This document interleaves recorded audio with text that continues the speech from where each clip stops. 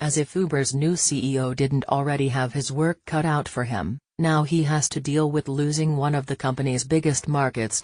On Friday, London's Transport Authority said Uber is not fit and proper to operate in the city. The city opted not to renew the company's license, a decision partly based on some of the damning revelations that surfaced about Uber this year. Among those revelations, the company used controversial greyball software to prevent regulators and law enforcement from monitoring the app. Uber said it was never used or considered to be used in the UK. Still, London no longer wants to offer the ride-sharing service a license.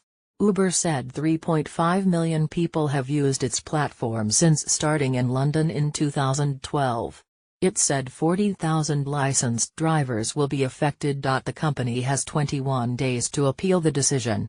Uber will turn, in part, to its users to advocate for the brand.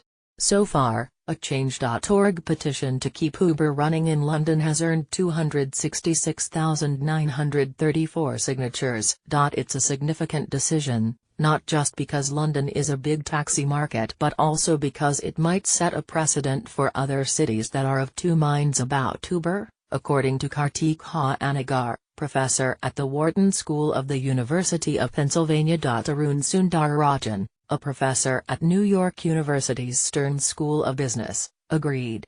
It's important that this not start some sort of domino effect across the rest of Europe, said Sundararajan. It wouldn't surprise me if more cities start to push back heavily because they're trying to preserve their power. It could also be time for Uber's opponents to advance their own interests in the region. One thing is for sure. Uber's CEO Dara Khosrow Shahi has his fair share of fires to diffuse. Khosrow Shahi, formerly head of Expedia, took over the embattled $68 billion company at the end of August.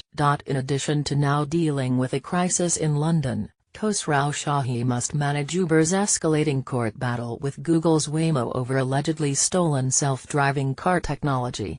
He also faces a Department of Justice investigation into the greyball software. Not to mention, the company still has a lot of work to do to repair its internal work culture.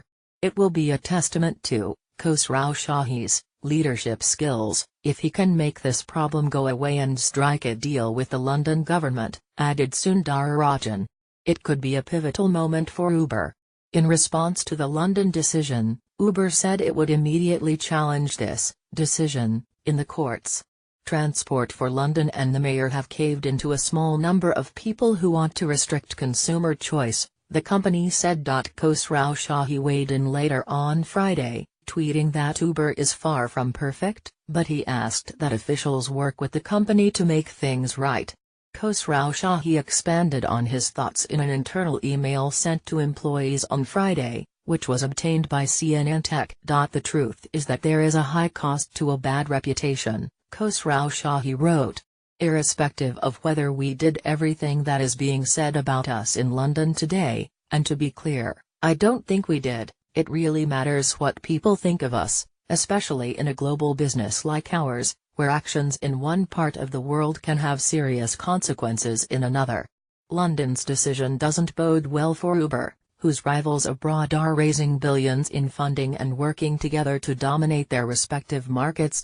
In July, Uber was forced to pull out of operations in Macau, located off the south coast of China. Meanwhile, Uber merged with its rival in Russia, Yandex, that same month.